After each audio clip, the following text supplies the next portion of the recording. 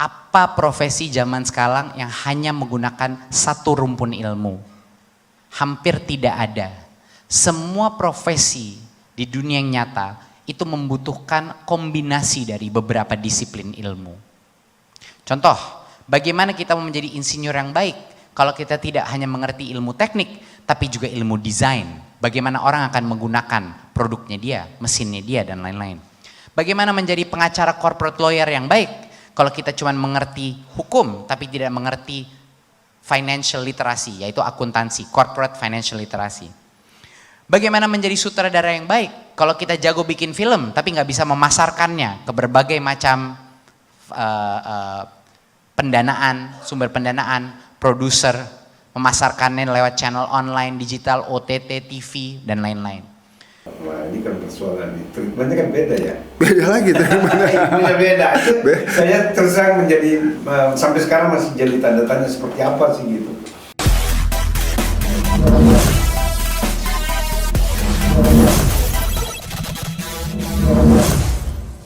Karena dua hal yang berbeda. Gitu. Dua hal yang berbeda. Nah itu yang saya pikir juga masih ada lagi-lagi persoalannya itu adalah persoalan bagaimana studi kelayakan ketika membangun sekolah. Nah itu penting itu Studi kelayakan membangun sekolah film gitu. Jadi nah, itu kan harusnya didikti kan ya. Saya ragu apakah dikti dan diksi punya data. Nah itu dia. Saya ragu tuh Bang Gun karena ya tadi ada 20 sekian prodi film kan hampir sama semua kan. Iya. Sementara ada yang lain tidak ada gitu. Kayak tadi bisnis film nggak ada. Justru semuanya ada di S1 itu ada diproduksi semua kan. Ataupun di D3, D4-nya kan gitu. Ya ini kan juga ada kaitannya bagaimana pasar dalam arti ini masyarakat umum melihat potensi film sebagai modal untuk masa depan. Ya, Ini juga ada kaitannya. Sedikit kita pahami mungkin ada banyak sekolah-sekolah itu juga berpikir popularitas gitu-gitu. Itu kayaknya seperti itu. Nah, sehingga yang sering kita obrolin itu kalau anak-anak ditanya kenapa sekarang jadi filmmaker kan? Iya. Tapi kan kita ada peluang, Bagun. Peluang itu sebenarnya gini. Kalau di data kita 21 sekolah film itu kan nggak semuanya swasta. Ada banyak negeri. Nah, disinilah menurut saya keterlibatan negara. Saya sebut saja kedaruratan. Kedaruratan itu begini. Ketika orang mengirimkan anaknya ke sekolah, tentulah harapannya masa depannya akan lebih cerah. Gitu. Ya, udah pasti. Tapi perlu kita catat juga bahwa semua orang yang ada banyak orang yang sekolah, ada banyak orang yang berkuliah, dia tidak selalu menjadi ke dalam lapangan pekerjaan yang satu gitu. Contoh misalnya gini, ada yang mau jadi profesional, tapi kan boleh kalau tidak jadi profesional. Misal ada yang mau dia menempuh ke scholarship, dia mau studi lanjut, dia mau jadi peneliti, atau dia mau bekerja tidak di wilayah produksi, justru di elemen pemerintahan, ya, mungkin bisa. Gitu. Bisa begitu. Dan ada satu lagi dia pengen berusaha menjadi entrepreneur. Nah, menurut saya masing-masing sekolah itu seharusnya melihat itu juga, atau mungkin kalau sekolah-sekolah itu terkendala masalah peminat mahasiswa, kadang-kadang kan dituntut juga. Ya, mungkin karena pemerintah tidak terlibat di dalam menyeleksi ya. Karena ini seksi ya kan. Ya. Semuanya yang namanya berlomba-lomba kan. Ya. Bayangin tadi peminatnya yang di Bandung aja kan banyak, sampai 5.000 kan. 5.000 kan? Lebih. Nah ini kan persoalan sebetulnya kalau pemerintah tidak terlibat di dalam menyeleksi itu sampai mengeluarkan izin untuk satu perguruan tinggi membuka prodi ya, itu kan akan bermasalah sebetulnya gitu. Karena itu akhirnya numpuk keluaran-keluaran dari dunia pendidikan kita, baik dari SMK maupun ini perguruan tinggi, tapi tidak bisa diserap oleh industrinya gitu. Karena bayangin itu tadi itu, kalau 20 lebih prodi film, taruhlah masing-masing 30 sampai 60 mahasiswa, artinya setiap tahun itu ada sekitar 500-an. Ada 500-an dan agak naif. 500-an itu sebagian besar melulu melirik profesi terkenal. Terkenal dan diproduksi kan? Iya, penyutradaraan. Jadi sutradara, Iya, itu kan produser, bermasalah. penulis skenario gitu kan. Sementara profesi-profesi lainnya nggak terisi sebetulnya. Itu satu, profesi lain tidak terisi. Dan mereka lupa bahwa kalau kita lihat KKNI, leveling kualifikasi, tidak tiba-tiba keluar dari kampus bisa jadi sutradara. Nggak bisa. Nah kan ini kan agak naif bang, keluar berharap masuk berharap jadi sutradara, gitu. Sementara banyak hampir semua orang pengen jadi sutradara, sementara di industri tidak bisa langsung jadi sutradara, karena level kualifikasinya berbeda.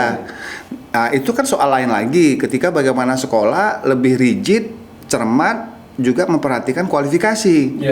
Nah itu yang tadi saya maksud, negara intervensi. Ya makanya ini sebetulnya juga memang kita di BPI ini kayaknya perlu untuk duduk bersama-sama dengan pemerintah kementerian untuk duduk bersama-sama melihat melihat ulang ini sehingga kita mencoba membuatkan petanya gitu seperti apa sih harusnya supaya ini kalau semakin ke sana ini tidak tidak kita lihat kembali ini bisa menjadi makin kusut sebetulnya. Nah, dalam konteks intervensi itu kan ada peluang sebetulnya menurut saya.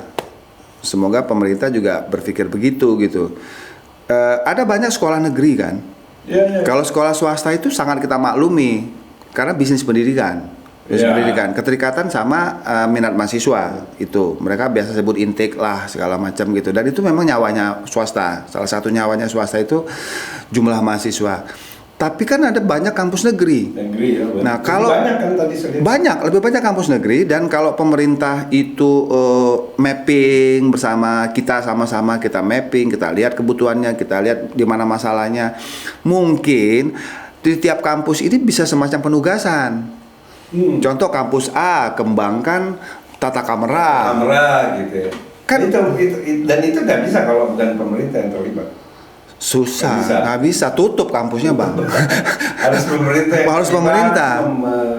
Supaya juga ya itu kaitannya dengan supply and demand gitu ya. Nah, perlu memang dipetakan. Perlu dipetakan karena itu satu, perlu dipetakan. Kedua, kita juga tidak boleh untuk tidak mengakomodir ada banyak orang Indonesia yang tidak melihat profesionalisme di dalam industri sebagai lapangan pekerjaan. Nah, itu dia. Sekarang ini kita sudah hampir tidak lihat tuh, misalnya film seni, tuh film-film yang di luar sih sudah banyak tuh. Art house dulu kita sudah nggak ketemu itu hampir tuh. Apalagi yang saudara dekatnya film fiksi, misalnya dokumenter. Nah itu juga anak tiri tuh bang, anak tiri itu. Padahal Indonesia dari Sabang sampai Merauke menurut saya lebih perlu dokumenter daripada fiksi. Fiksi diserahkan ke industri jalan. Untuk hari ini itu dokumenter perlu diperhatikan karena dokumenter pun sebagai bentuk film lama-lama menurut saya tereduksi juga. Dia sebagai bentuk film. Belum lagi kita ngomong film eksperimental. Nah, itu kan. Nah, ini yang carut marut. Kalau bahasa saya itu mungkin mudah-mudahan tidak berkonotasi jelek ya. Carut marut itu usaha bahwa kita harus memperbaiki kekacauan segala macam ini karena kita tidak duduk. Saya juga curiga karena mungkin ini juga kealpaan saya untuk mendapat informasi. Apakah Dikti sama Diksi sudah duduk bersama? Sudah duduk bersama tuh misalnya contoh, ini sekolah harus S1. Terus dalamannya seperti apa? Karena dia S1. Sekolah ini apa? Harus dia 4. Kalau kita lihat faktanya di lapangan sama. Ya, sebenarnya kalau pemerintah terlibat, dia sudah punya peta, ya kan? Oh, ini sudah ada, ini belum. Maka pada saat ada yang mengajukan izin, itu seharusnya diarahkan ya. Diarahkan. Iya. Gitu. Apalagi kalau yang negeri ya. Iya. Dia punya kewenangan untuk mengarahkan. Membuka apa gitu kan. Iya. Apalagi kalau kita melihat persebaran. Ya, persebaran. Kita lihat persebaran gitu. Sekarang film ini menyebarnya di seluruh Nusantara. menyebar seluruh Indonesia, tapi visinya tetap Jakarta. Padahal itu kekayaan. Kekayaan. Ya, bagaimana perfilman Indonesia mau maju kalau pendidikannya tetap bervisi di satu tempat saja gitu. Iya, betul. Mau melahirkan industri baru, contoh misalnya gini, daerah Indonesia bagian timur. Ada banyak, kalau kita cek aja, ada banyak anak sekolah misalnya di Makassar, sekolah di Bali, mimpinya ya kuliah bekerja di Jakarta. Iya. Nah ini sebenarnya semoga ini nih pemerintah ya mendengar obrolan kita ini, karena ini penting banget sih menurut saya, karena pengalaman gitu banyak sekali harapannya apa dia masuk ke sekolah, apakah itu di SMK, terus kemudian ada yang melanjutkan ke perguruan tinggi. Terus saya pikir perlu duduk bareng bersama industrinya sendiri dan pemerintah di dalam menata ulang kembali dunia pendidikan di bidang perfilman gitu ya. Harus menurut saya, karena menurut saya link and match itu, ini pikiran saya, link and match itu mesti setara dua-duanya. Ya. Pendidikan sama industri itu mesti setara. Dia baru bisa nge-link, bisa nge-match. Ya. Kalau cuma satu berinduk ke satu, ada satu merujuk ke satu, menurut saya bukan link and match gitu. Karena ada banyak persoalan di industri, pemecahannya justru ada di kampus, ada di sekolah, dan sebaliknya gitu. Harus melihat itu gitu. Contoh sekarang misalnya bagaimana pikiran-pikiran dari pendidikan juga akan dapat lebih mengembangkan industri itu sendiri gitu. Ya belum lagi terkait dengan bertumbuhnya sekolah-sekolah film ya. Ya itu sementara juga pemerintah sepertinya mungkin ada program, ada praktisi mengajar, tetapi itu belum menjadi belum memberikan solusi yang cukup. Sedikit sekali baik di SMK maupun di perguruan tinggi, dosen maupun gurunya yang memang punya kompetensi di situ kan. Lah, iya. Itu juga masalah. Termasuk juga masalah bagaimana melihat pendidikan dan pelatihan. Nah, itu dia. Bagaimana film sebagai subjek pendidikan, bagaimana film sebagai subjek pelatihan. Itu hal beda. Kalau kita merujuk reskilling, upskilling, nah itu posisinya di mana gitu kan? Gitu. Jadi kalau saya lihat sih salah satunya gini, karena memang film ini punya sihir kan. Film ini punya sihir itu, film tuh bisa ada di mana-mana. Film itu bisa diperlukan di mana-mana. Tapi jangan lupa, film itu tidak juga dengan serta-merta bisa dibuat di mana-mana dengan menggunakan cara yang bagaimana gitu. Itu yang apa? Ya mungkin karena ada banyak contoh, mungkin beberapa temen ya yang sekolah film juga kadang-kadang ngomong begini, bagaimana orang bisa bikin film tuh dengan pelatihan 2 minggu, yang kita sekolah 4 tahun aja masih karya kita masih belum banyak bisa diterima gitu kan. Nah, maksudnya ini kan treatment penting diperhatikan. Jangan pemerintah merasa ketika sudah membuat pelatihan yang banyak sekali dan itu maksimal 1 minggu dan sudah merasa menyelesaikan masalah pendidikan film atau pengembangan sumber daya manusia di film gitu. Ini yang tadi Bang singgung di awal tadi menurut saya penting gitu, penting. Ada riset, ada mapping, tentu saja melahirkan rekomendasi kebijakan. Misal contoh misalnya gini, ada satu kampus saya tidak usah sebutlah namanya, ada satu kampus negeri di Jawa Timur lebih kuat sastra. Lebih kuat sastra. Kenapa tidak mungkin dikembangkan penulisan skenario? Sama seperti ada sekolah ekonomi, buka prodi film. Ya kenapa produksi? Iya. Kenapa nggak bisnis? Nah ini kan harusnya dikti ya. Harusnya dikti. Ya kalau dikti akan melahirkan kebijakan itu harusnya kan punya data dulu. Nah ini dia. Artinya memang saya pikir perlu kita memberikan mapping ya. Buat mapping terus merekomendasikan sih saya pikir sih, karena kalau enggak ini semakin kusut kesananya, semakin banyak itu bertumbuh, semakin kusut itu. Satu lagi itu yang kelihatan betul ya, menurut saya sangat kelihatan itu adalah perlakuan terhadap karya film. sebagai produk akademik. Nah, ini contoh Bang, ini itu persoalan lagi ini contoh besar di mata saya ya, mungkin yang lain mungkin bisa nggak sama, bahwa banyak penggiat pendidikan di film-film itu merasa tersiksa karena mereka dianggap tidak melakukan riset atau penelitian sejenisnya karena mereka tidak menulis. Iya. Padahal apapun film semestinya itu Ya, juga dari riset. ya produk penelitian bisa juga. Di situ ada pengumpulan data, ada analisis, ada kesimpulan gitu. Nah, ini gambaran besar menurut saya bagaimana sebetulnya pendidikan kita belum melihat film juga sebagai produk akademik, produk ilmiah. Dan sementara di tempat lain sudah lama gitu. Bahkan di tempat lain itu ada sekolah yang ya kalau kita lihat saja misalnya contoh yang paling populer misalnya New York Film Academy. Kalau orang sekolah skenario di New York Film Academy kan bisa 2 tahun. Ya, khusus skenario saja gitu ya. 2 tahun gitu. Karena mereka paham betul betapa pentingnya banyak ilmu, banyak pengetahuan bagi seorang penulis skenario. Penulis skenario juga paling tidak dia mendapat mata kuliah tentang penyutradaraan, tapi dia konsentrasinya sebagai penulis skenario, maka point of view-nya kan melihatnya berbeda. Dan memang nggak bisa instan gitu. Iya, apalagi dia sedang membuat sebuah kumpulan perintah penugasan buat profesi lain. Iya, buat profesi. Itu kan ilmunya berbeda. Dibanding kalau dia mengambil konsentrasi tata kamera. Beda lagi. Sama seperti bagaimana orang manajemen produksi film, jangan dianggap hanya mengurusin untung rugi. Tapi dia juga harus membuat film, mengatur bagaimana film itu diproduksi dengan pertimbangan ekonomi, tapi dia juga paham bahwa ada persoalan. Ini sebetulnya yang menjadi masalah, ini kayak semacam ini. Di dalam produksi itu kadang-kadang tidak terjadi efisiensi. Ya. Ada ketidakjelasan alur kerja.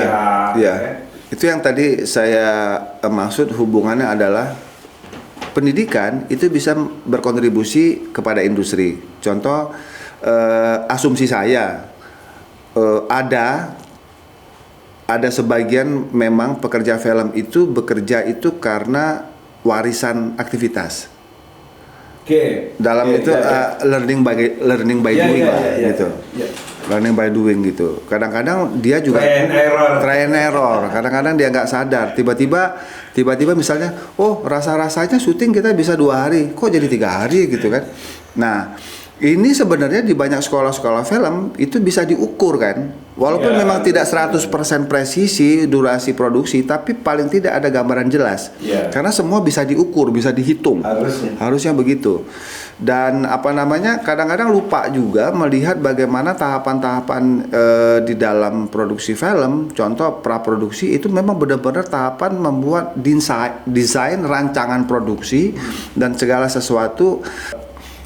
Action plan apa yang harus dilakukan sebetulnya. Kalau kita lihat kan di industrinya sendiri aja kan kita lihat tuh, setiap production house punya sistem yang berbeda-beda. Ini kan sebetulnya cukup tidak menguntungkan sebetulnya. Itu mungkin persoalan gitu. Kalau saya melihatnya mungkin lebih parah Bang, karena menurut saya kebanyakan ya, mungkin boleh jadi tidak semua. Kebanyakan memang sekolah hanya mengacu dirinya sebagai penyuplai saja. Nah, penyuplai saja. Dalam tanda petik, apakah betul-betul itu disuplai sesuai kebutuhan juga belum tentu juga, gitu. Ya buktinya itu gitu. Coba aja kita coba datang ke banyak sekolah, bagaimana sekolah-sekolah itu memahami 99 profesi yang ada di industri film kita hari ini, dan bagaimana audiens dalam arti siswa, mahasiswa melihat itu sebagai profesi. Ya, kalau kita ingin industri perfilman kita maju, itu harus memulainya dari membenahi dulu sistem pendidikan filmnya. Kalau saya lihat mungkin lebih jauh dari itu. Semoga pembuat kebijakan di pendidikan sadar bahwa impact film itu bisa macam-macam. Ya. Impact film itu macam-macam tuh. Bisa masalah politik, bisa masalah kebudayaan. Dan hari ini itu sudah sangat cepat perkembangan, banyak orang itu berkreativitas di bidang audiovisual. Tidak salah. Tapi kalau diberikan cara, mungkin relatif lebih baik.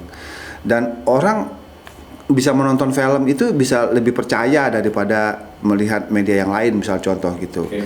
Nah, itu kan potensi sebetulnya ketahanan negara, potensi karakter bangsa kalau dilihat begitu. Dan misalnya potensi pengembangan ilmu pengetahuan, kan karena film bisa digunakan dengan banyak kebutuhan gitu. Tidak hanya film sebagai hiburan semata kan. Ya. Oke. Mungkin nextnya kayaknya kita perlu duduk bersama dengan pengambil kebijakan. Iya harus. Dan juga teman-teman pelaku di dunia pendidikan untuk sama-sama memetakan seperti apa sih gitu. Saya pikir untuk episode ini cukup ya. Terima kasih banyak. Salam sinergi, semoga bermanfaat. Terima kasih Mas Naswan. Terima kasih banyak Bang. Salam sinergi. Mencoba menyelesaikan bersama-sama dulu untuk menyelesaikan masalah-masalah khususnya di dunia pendidikan perfilman kita untuk industri perfilman kita lebih maju ke depan. Salam sinergi. Salam sinergi.